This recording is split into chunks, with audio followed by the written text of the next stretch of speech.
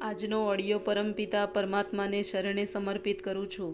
આપ સૌની શુભેચ્છા અમારા પર બની રહે તેવી અભ્યર્થના જય શ્રીમદ નારાયણ. શ્રીમદ ભગવદ્ ગીતા અધ્યાય 8 ભગવત પ્રાપ્તિ શ્લોક 7 અને 8. હે અર્જુન, તારે સદા કૃષ્ણ રૂપમાં રહેવા મારું ચિંતન કરતા રહેવું અને તે સાથે જ યુદ્ધ કરવાનું તારું નિર્ધારિત કર્તવ્ય પણ કરવું જોઈએ. તારા કાર્યોનું મને સમર્પણ કરીને અને તારા મન તથા બુદ્ધિને મારામાં સ્થિર કરીને તો નિશ્ચિતપણે મને પ્રાપ્ત કરીશ.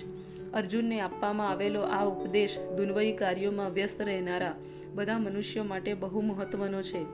મનુષ્યએ પોતાના નિયત કર્તવ્યો છોડી દેવા એવું ભગવાને કહ્યું નથી.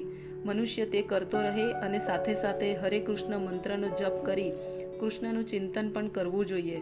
આનાથી તે સંસારના સંપૂર્ણ દોષોથી મુક્ત થશે તથા મન બુદ્ધિને કૃષ્ણમાં પરોવી શકશે. કૃષ્ણના નામોનું કીર્તન કે જપ કરવાથી મનુષ્યનું સ્થાનાંતર પરમધામ કૃષ્ણ લોકમાં થશે, એમાં લેશ માત્ર શંકા નથી. હે પાર્થ, જે મનુષ્ય પોતાના મનને મારું સ્મરણ કરવામાં સદા મગ્ન રાખીને અવિચળ ભાવથી પૂર્ણ પુરુષોત્તમ પરમેશ્વર રૂપે મારું ધ્યાન કરે છે તે નિશ્ચિતપણે મને પ્રાપ્ત કરે છે.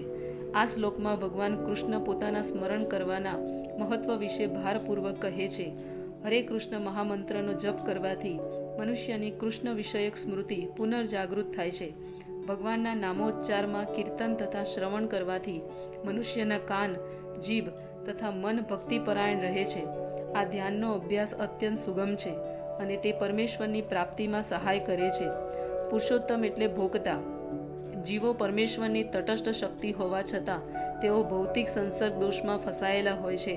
તેઓ પોતાને ભોગતા માને છે, પરંતુ તેઓ સર્વોપરી ભોગતા નથી.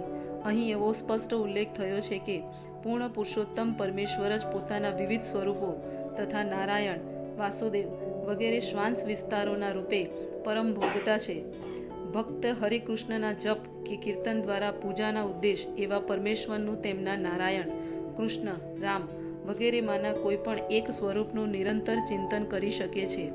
આવી સાધના કરવાથી તે શુદ્ધ થશે અને સદા કીર્તન જપ કરતા રહેવાથી જીવનના અંતે ભગવત ધામમાં જશે. યોગ સાધના એ અંતઃકરણમાંના પરમાત્માનું ધ્યાન છે. એ જ રીતે હરે કૃષ્ણના જપ દ્વારા મનુષ્ય પોતાના મનને પરમેશ્વરમાં સ્થિર કરે છે. મન ચંચળ છે, તેથી તેને બળપૂર્વક કૃષ્ણ ચિંતનમાં પરાયણ રાખવું એ જરૂરી છે. ઘણીવાર એક ઈયળનું દ્રષ્ટાંત આપવામાં આવે છે કે જે પતંગિયાનું થવાની ઈચ્છા રાખે છે અને પરિણામે એ જ જીવનમાં પતંગિયું બની જાય છે. તે જ પ્રમાણે જો આપણે નિરંતર કૃષ્ણનું ચિંતન કરતા રહીશું તો નક્કી આપણે જીવનના અંતે કૃષ્ણ સમાન દૈહિક અવસ્થાને પ્રાપ્ત કરીશું. જય શ્રીમદ નારાયણ.